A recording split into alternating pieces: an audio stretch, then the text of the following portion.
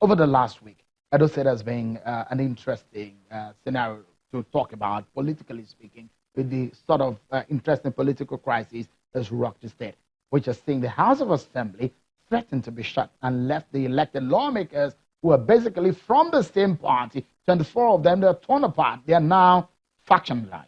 The crisis began with a call for the convening of the parliament. And when it was convened, things went really bad. Some of the lawmakers claimed the inauguration was done at the dead of the night, while others claimed their colleagues were frustrating the inauguration. The National Assembly has now intervened, but both chambers haven't turned in their report yet. The lower chamber, the House of Representatives recommendation suggests a shutting of the state parliament. On Friday, the governor came to accuse some of his opponents and some leaders of the party, accusing them of not sharing the state's funds with them, which he says he would not do, and says that he will resist any form of political intimidation. Let's start talking on the crisis working.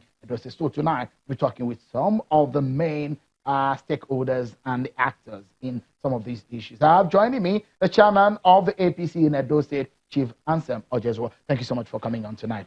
Thank you. Your two friends, because you are the chairman of the party, the former governor and the sitting governor, there is a feud between them. Why did it get this bad? I wish I knew. Honestly. Is it true that the former governor of his camp were trying to extort him because he said that his offense, as what he understands, is that they want him to share the money? Is that the case? You know, first of all, I would not like to describe any of the groups as former governor's camp.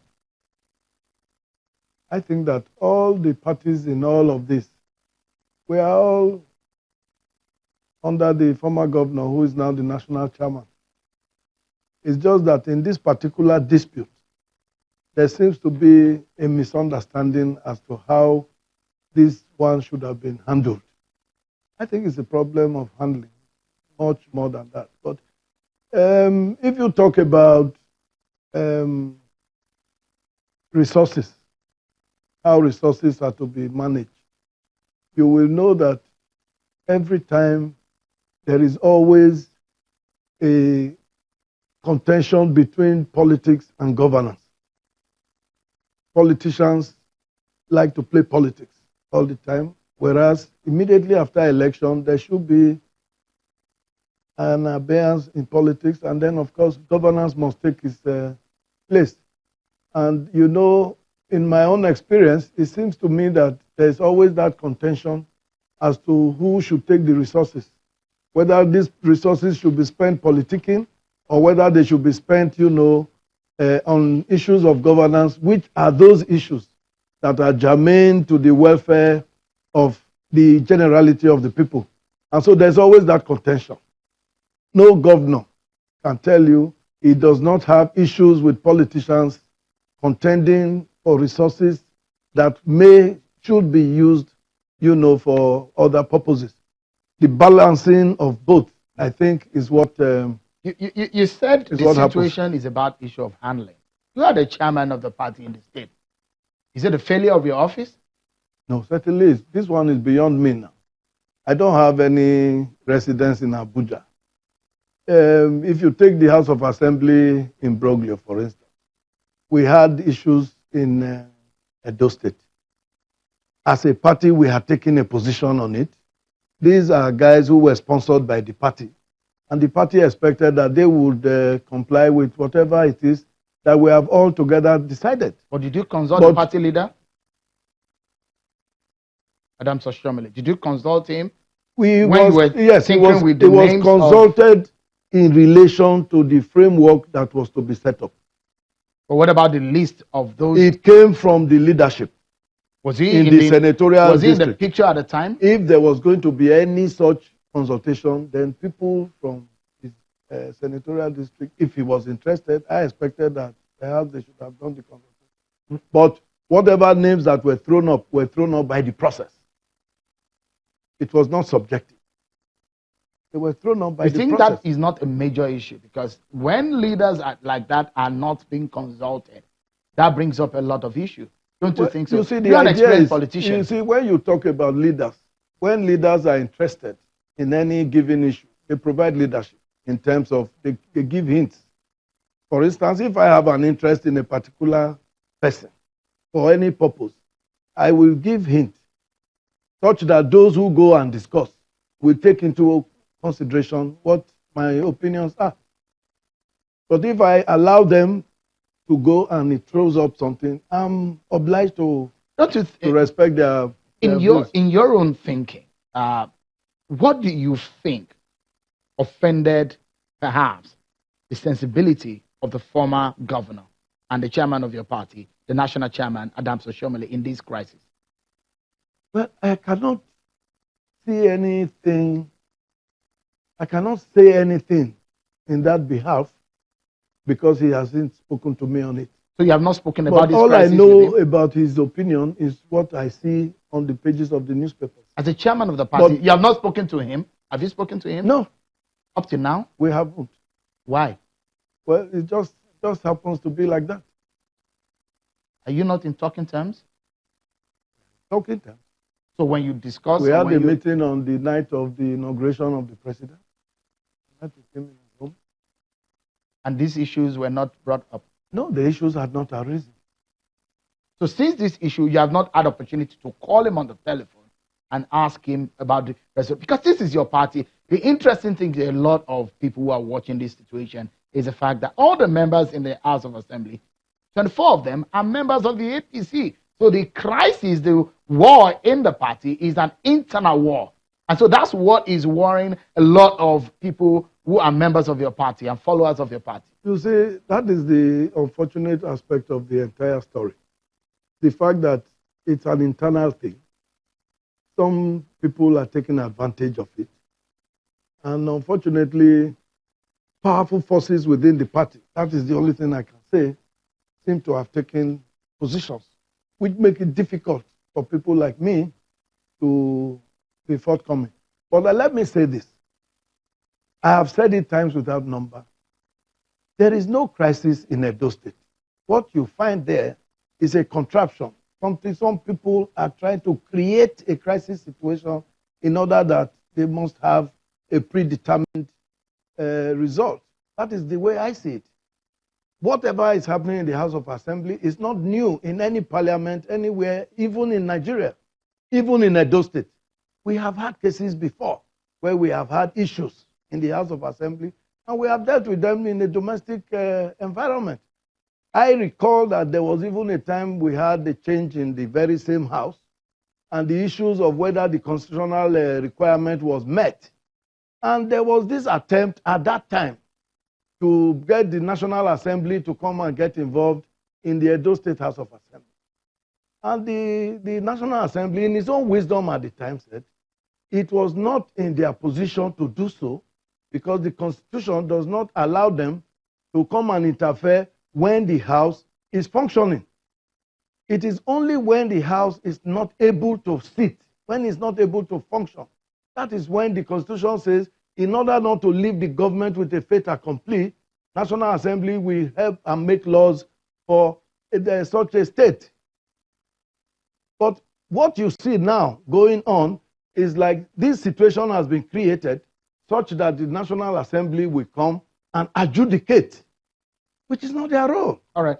Let me bring in someone also who is in the know of all of these. Is Honorable Thomas Okosun. Is a former Speaker of the House and is a former chairman of the defunct ACN in Edo State. Thank you so much, Honorable Okosun, for joining us on the program. With all of this thing that is happening, I mean, a lot of accusation is coming against the former governor, Adams Oshiomhole, that is the mastermind of the whole crisis in the party in Edo State. And you heard the allegation from the governor that, look, he set up a primary, but the national body came and disrupted it. Why would the leader of the party and the person of Comrade Adams Oshiomhole be involved in such a thing? Allegedly, of course.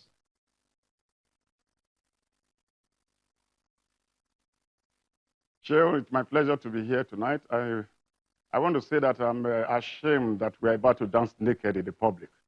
What ought to be an internal affair of our party is being brought to the public fore. That is because of the inept attitude of some of the persons that we have in Edo State that we have given our party to and given the governorship. Unfortunately, it has to be so. But let me quickly state that if he alleges that he did primaries, is it the responsibility of a state chapter of a party to conduct National Assembly primaries? No. I was a state chairman. I know that it is not the responsibility of a state party chapter to conduct primaries. It is the National Working Committee that sets up primaries, those who could conduct primaries and deploy them to the various states. At best, the state can only assist those people to conduct it according to their will, according to their plans, and according to the guidelines. Let me first put that straight. Number two, I hear that our state chairman is my brother. I'm very proud of him, but unfortunately, maybe his hands are tied this time. He's not able to say the truth as the way it should be. This is how can he say he has not been able to see the national chairman of our party who brought him to office the second time? He put him there. First of all, he served as a commissioner under Comrade. He became a special advisor to Comrade. The state national chairman made him chairman in the first 4 years and brought him back in last year here. Yet you do not have access and you have not been able to reach the chairman. What does that tell you? It tells the whole world that he has taken stand with someone else. Unfortunately, that is the position. Now, let me quickly come back to the House of Assembly. I have been to the House of Assembly twice in 1992 and in 1999. But I'll give you a political experience. In 1999, the PDP in Edo State chose a candidate and who they wanted to be the Speaker of the House of Assembly. But the 24 of us said, no, the candidate you have picked is not suitable for us. We are not going to accept him. And just as you saw in the National Assembly recently, particularly the Senate, when the party took a position and said, this is our preferred candidate, it did not stop Senator Dume from contesting. And nobody was precluded from going to on the day of proclamation, the day of inauguration. But what did we experience in Edo State? We had a situation because they could not drive a particular individual through as their own preferred candidate to be speaker. They decided to shut the door against other persons. First, the proclamation letter, I have it on my phone and everywhere from Edo State and that of the president. And I had the opportunity to compare the two. I found, for example, that Mr. President on the 30th of June issued a letter of proclamation. No, on the 30th of June or so, issued a letter of proclamation that by 11th, no, it was on the 30th of May or so, that by 11th of June, there shall be, the House is proclaimed, and by 10 o'clock on the 11th of June. But what did we find in Edo State? The House of Assembly tenure expired on the 6th of June. But no proclamation until on the 17th that 19 members of the House of Assembly. Take note that all of them are 24 members of the same party. The state chairman could not call them together. If they did, it did not succeed. If it did not succeed, does that allow you to lock out some persons? I'd like you also to react to a statement credited to the media advisor to the former national chairman of the APC, Chief Odege Oyegun. And the statement basically was saying that he said, quote, I'm here to come to terms with why it has become difficult for Shomale to realize that Obaseki is the only APC governor in the entire South Side, and he should be allowed to concentrate in giving the people of Edo the dividends of democracy. End of quote. Is being quoted to say that it should give the governor a breathing space.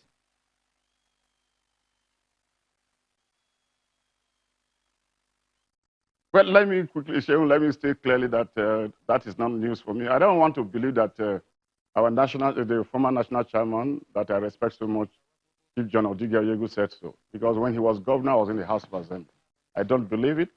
It is not so news that that Godwin Obaseki is the only South-South governor. For the first time, Comrades was the only South-South party in the South-South governor for 8 years. There was no All other party members, governors, they were in PDP. So that's not news. Even if it's that while they should destroy the party now. What we are seeing in those states is that we are having a situation where instead of our party growing in Edo, it is going down the drain. The legacies that were left by Comrade Adams Shomole and the strength of our party is no longer what it used to be now. Our party was very strong before Obaseki came to office. In fact, for Obaseki to become governor, it was a Herculean task for Comrade Adams Shomole and the party. Now the party is going down. So our mission really is to rescue our party. There are two-dimensional problems in Edo State. First is the party that is being destroyed and being destroyed by the governor. And of course, you heard the state chairman of our party saying that he could not even reach the national chairman. He has not been able to reach him. When he wanted to be state chairman, he was able to reach him. How can he not be able to reach two warring factions, people who are members of his party? He sees them when he wants something, but now he cannot reach them. That is shameful, it's disgraceful, and I'm disappointed. Number two is the action of our governor, including the party. A party that has 24 members of the House of Assembly, all of them the same party. Is he proud to now say that he has 9 members or 10 members of the House of Assembly with him and the others have been driven away? What will be our strength in the next election? 2020 is around the corner. If those 14 persons with their supporters and their constituents decide to vote against our party, what will be the future of our party? It means our party Honorable will be Kosun, you have not... No wonder. You can see just that a moment, sorry. You have not reacted to the allegation. Sorry, you have not reacted to the allegations that the governor said a major problem and the accusation against him is that they wanted him to share money and that he's not ready to share the state resources with anybody on the platform of politics.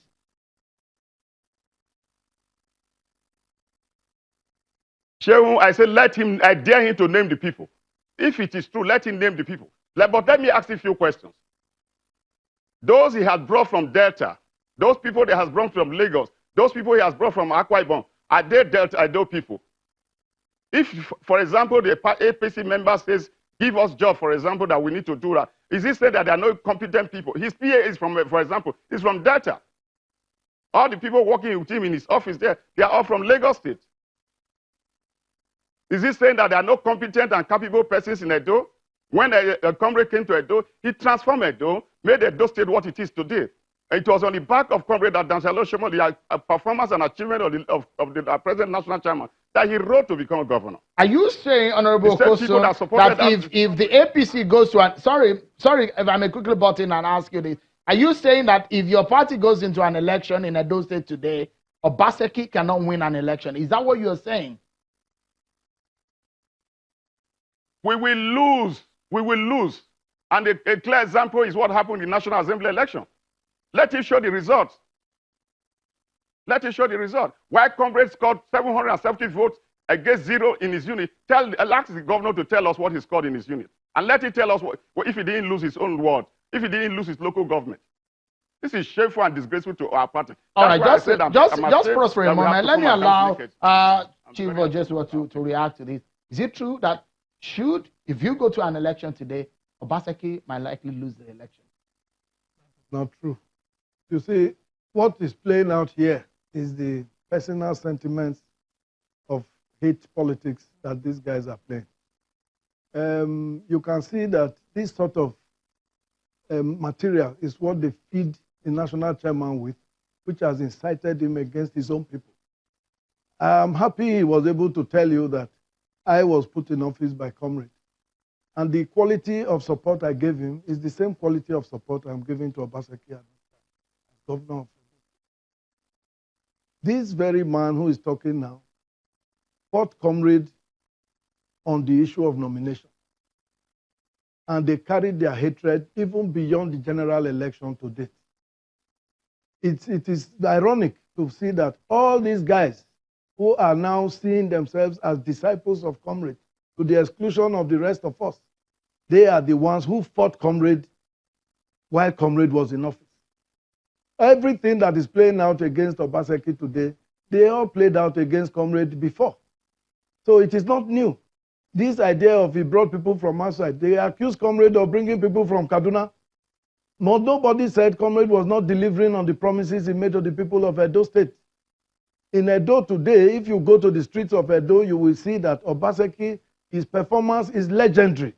In 2.5 to 3 years, He has done it. And he said, Obaseki, since Obaseki came, the party has been sliding. But the truth is, the 24 over 24 we are talking about has only been recorded under Obaseki. It has never been recorded. The highest we have gotten was under Comrade, and it was not 100%. All right. So let's close the program. Yes, but let me quickly say this. Yeah. Because he talked about Obaseki's involvement in the House of Assembly. I have told you before, we even had a situation in the past where we were threatened in the House of Assembly and we had to move them to Government House. Fortunately, this has not been the case. Here we are. We have the governor who has issued his proclamation notice. He tried to draw a distinction between that of the president and that of the governor. If you read the Constitution, the Constitution does not determine, it does not disclose what should be contained, except that he must issue. All right. And once he issues it, then he has no more role to play. All right. We need to close now because we're out of time. I need to make the point. Because the National Assembly, in involving itself in the affairs of Edo State, is giving the impression as if Edo State is a colony of the National Assembly. And it is not. All right. They don't have the powers to do so. We need to close. These matters are squarely in court. All right. And they should allow the court to do it in accordance with the doctrine of separation of powers. We have to close the program now. But I will allow you in 20 seconds, please, Honorable Okosun, to close your statement. And it's on the fact that we understand that Obaseki is going to be given the unboarded treatment. Is that true? In 20 seconds, just in a statement, please. Well, he has a responsibility to rescue himself now. But before I say that, let me quickly say that I supported Comrade from beginning to the end, and I will continue to support him because Comrade demonstrated a great leadership quality that is unparalleled. But let me say that Godwin Obaseki, the governor of Edo State, has a responsibility to rescue himself. Rescue himself by doing what is proper and what is right. Ensure that he listens to the National Assembly and issue a fresh proclamation. That's where we leave it. So I'll allow you the same 20 seconds and we close. And be sworn in. Should he be given an unboarded treatment that is not going to get a ticket for the second time? These guys who are threatening to give him an unboarded treatment don't have the capacity to do so. I said that's why it is they don't have the capacity. Obaseki is not unboarded. Edo is not Lagos. That's where we leave it. Thank you so much for coming on, Chief Anselm Ojezwa and Right Honorable Thomas Okosun. Thank you so much for coming on today. Well, that's our show for today. Whatever you do, make sure that you be on the side of the people. And I say, have it. And that's our show for today, everyone. Many thanks for watching. I'm Shimon Kimale. Bye-bye.